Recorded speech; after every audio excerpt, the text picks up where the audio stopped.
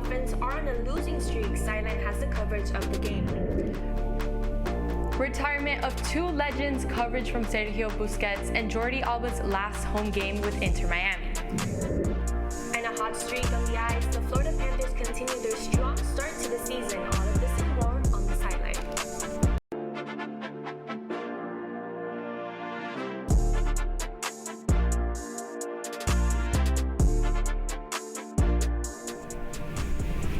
Hello South Florida and welcome to the Sideline, the place where you get all of the highlights for your South Florida teams. I'm Sara Mallorca. And I'm Laura Iglesias, and the Sideline starts now.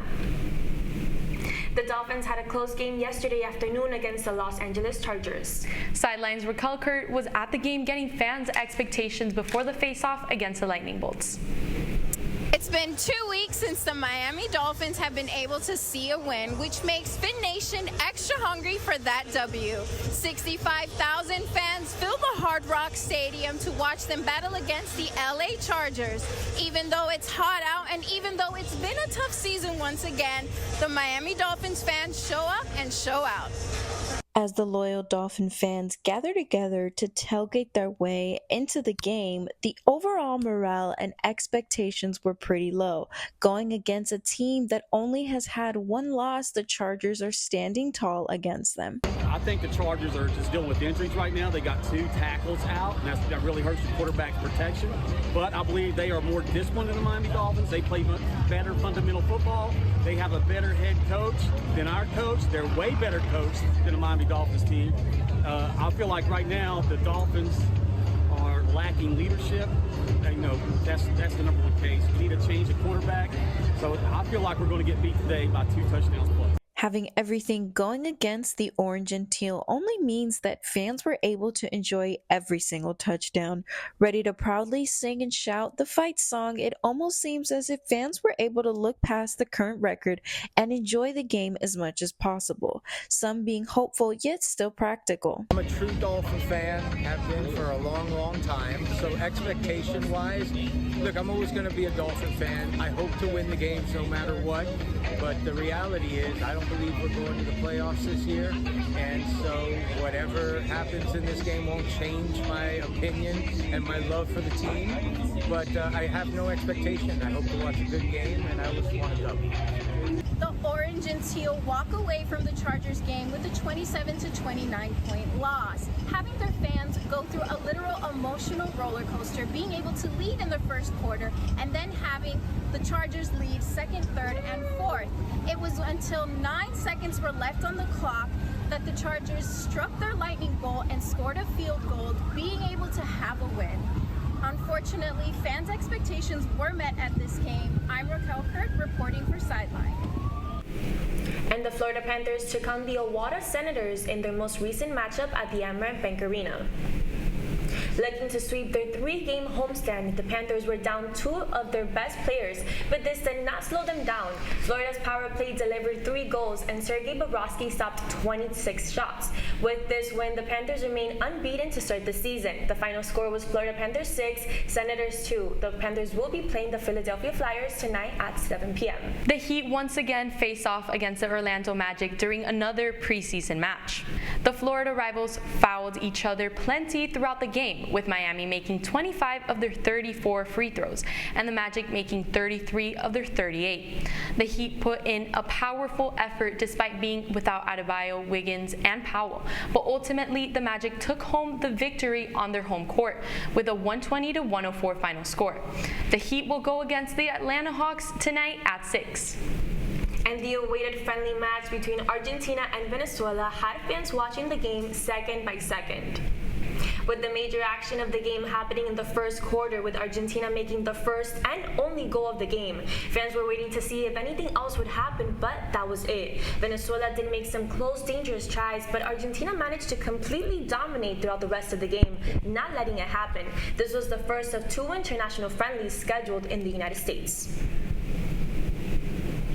A major shakeup in college football as Penn State parts ways with its longtime head coach James Franklin after an up and down start to the season.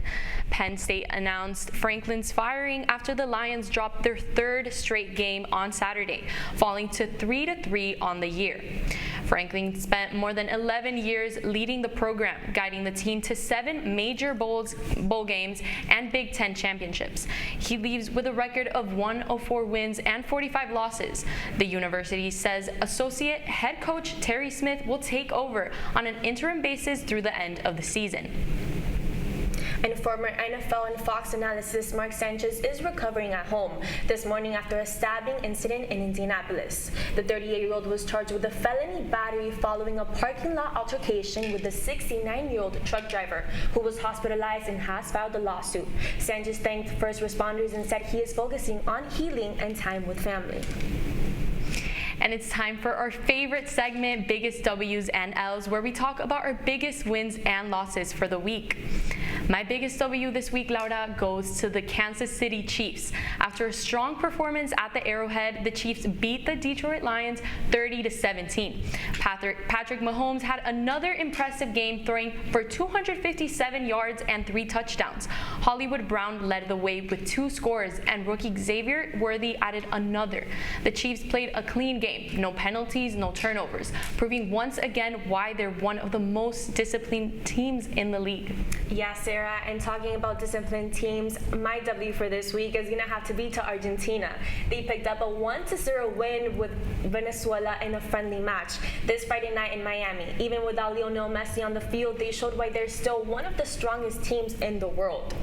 The match was decided in the 31st minute when Giovanni Lo Celso scored the only goal of the night after a nice setup from Lautaro Martinez. Argentina kept control throughout most of the game, showing their depth and quality across the field. My favorite part personally was how well this team played without their team captain, like Enzo Fernandez and Julian Alvarez, keeping the energy high and created several chances, showing that Argentina doesn't just rely on one player to get results. Overall, this win was a solid showing for Argentina as they continue to prepare for next year's World Cup. That's what's happening in the soccer field. And back to the football field, my biggest L this week goes to Brian Branch for the Detroit Lions for starting a fight after the game ended. Following the final whistle, Patrick Mahomes extended his hand to Lions safety Brian Branch. But after Branch kept walking, Juju Smith-Schuster confronted him, and Branch responded by swinging and hitting him in the helmet, knocking him to the ground. That punch set off a brief fight between both teams, with Isaiah Pacheco stepping in to separate them. Smith-Schuster came out of it with a bloody nose, and Branch was quick to apologize afterward, calling his actions childish. Head coach Dan Campbell also apologized to the Chiefs, saying the incident was inexcusable and not what the team stands for. Maybe next time he'll stick to tackling during the game. Yeah, definitely not the type of behavior we want to be seeing on the field.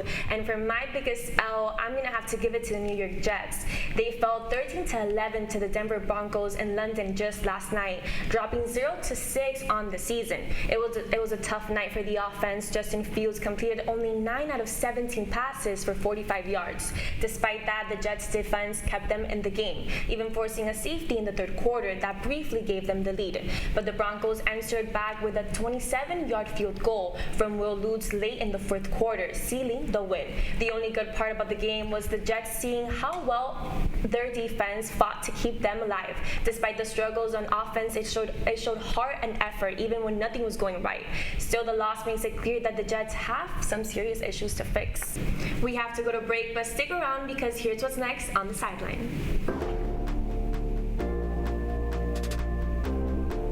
Celebrating 2 legacies, more on the final home game for Jordi Alba and Sergio Busquets. Sideline will take a timeout and return after the break. Last week, Brandon met a girl on a dating app. One day after work, he finally found the courage to ask her out. No answer. He started to panic. Was he being too pushy? Maybe it was too... Hey, sorry I didn't respond. I was driving. I would love to go on a date. How does tonight sound? Brandon tried to play it cool, but inside he knew. A girl so smart, so responsible. She must be a keeper.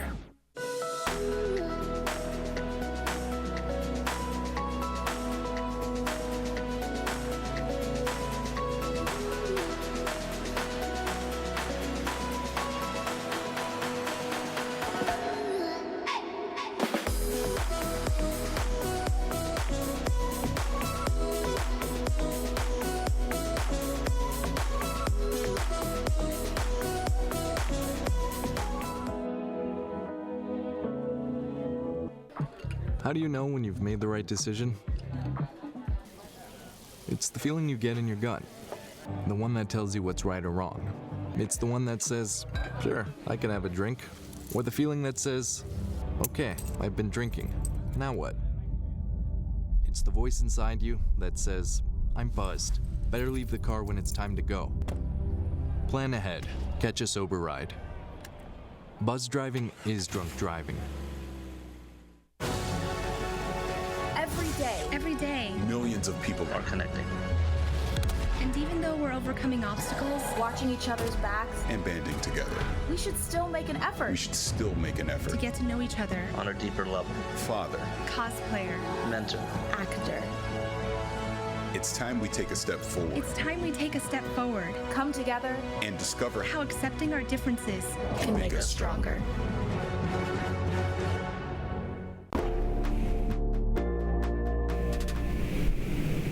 An emotional game for Inter Miami over the weekend. The team held a special event for Jordi Alba, who is set to retire at the end of the season and may have played his last home game for Miami, along with Sergio Busquets, who is also set to retire.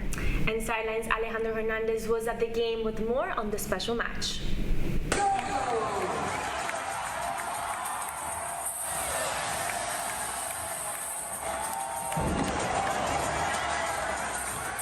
As the full-time whistle echoed through Chase Stadium, it marked more than just the end of Inter Miami's MLS home campaign. It also marked the end of an era for Jordi Alba.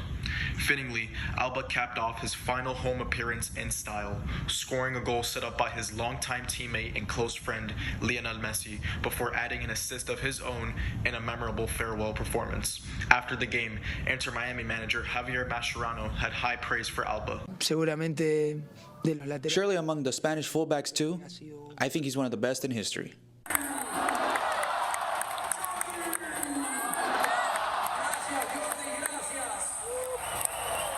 While much of the spotlight was on Alba, the fans couldn't help but celebrate Messi's brilliance, chanting his name after he found the back of the net.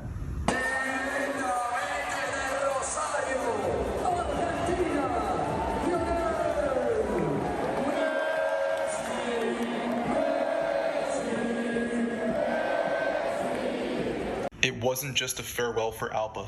This game also marked the final home appearance of another legend, Sergio Busquets, as the club said goodbye to two of the most decorated players of their generation. To honor Alba's legacy, Inter Miami held a post-game ceremony for Alba and his family, where former teammates, coaches, and close friends shared heartfelt messages congratulating him on an extraordinary career.